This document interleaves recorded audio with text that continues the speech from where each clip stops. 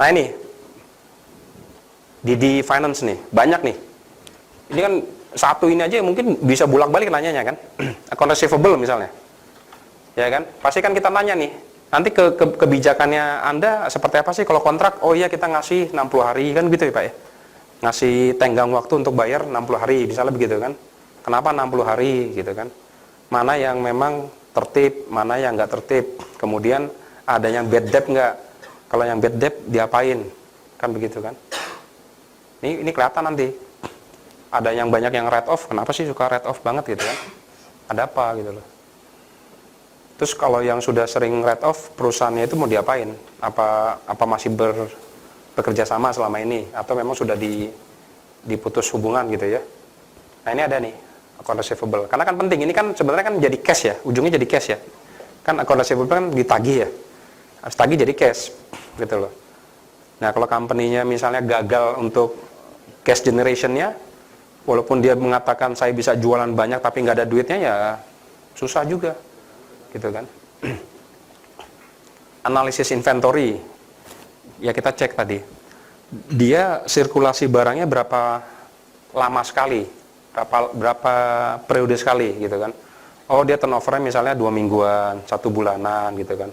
Oh ternyata dia inventorinya nggak perlu banyak-banyak seperti itu. Karena ini kaitannya kan ada dua ya, satu working capital kita yang ketahan gitu kan, kalau kita ngomong inventory kebanyakan. Kedua resiko ya, kalau inventory kegedean kan kadang-kadang obsolete tuh, barang tuh bisa obsolete gitu loh. Apalagi kalau barang yang berbasis teknologi, kita punya barang banyak ternyata pergerakan cepet, printer, handphone gitu kan, bisa nggak relevan lagi tuh gitu loh. Nah kita harus tanya nih, nah sistemnya apa nih? Apakah ada beli cash, apa konsinyasi dan lain-lain seperti itu. Analisa aset saya pikir udah biasa ya. Cocokkan aja nanti dengan pengakuan dia di mana di balance sheet-nya dia seperti apa gitu loh.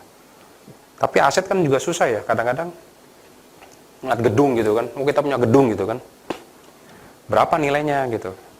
Kemudian gini, ketika kita mencatatkan aset, itu seringkali kan ada dua kemungkinan Pak. Itu market value apa under value kan begitu ya biasanya ya kan. Bisa jadi kemungkinan begitu ya.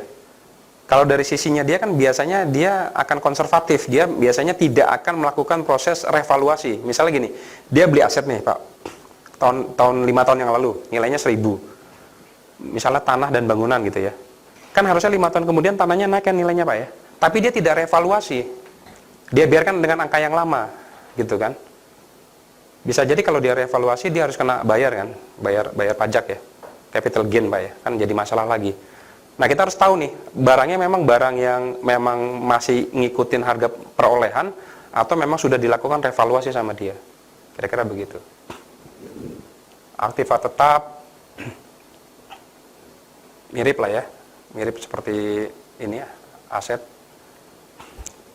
Bagaimana dia mengoperasikan gitu ya. Kemudian juga hubungannya dengan biaya OPEX-nya dia seperti apa. Nah kita cek juga. Apalagi kalau pabrik ya. Kalau pabrik ini sangat penting ini.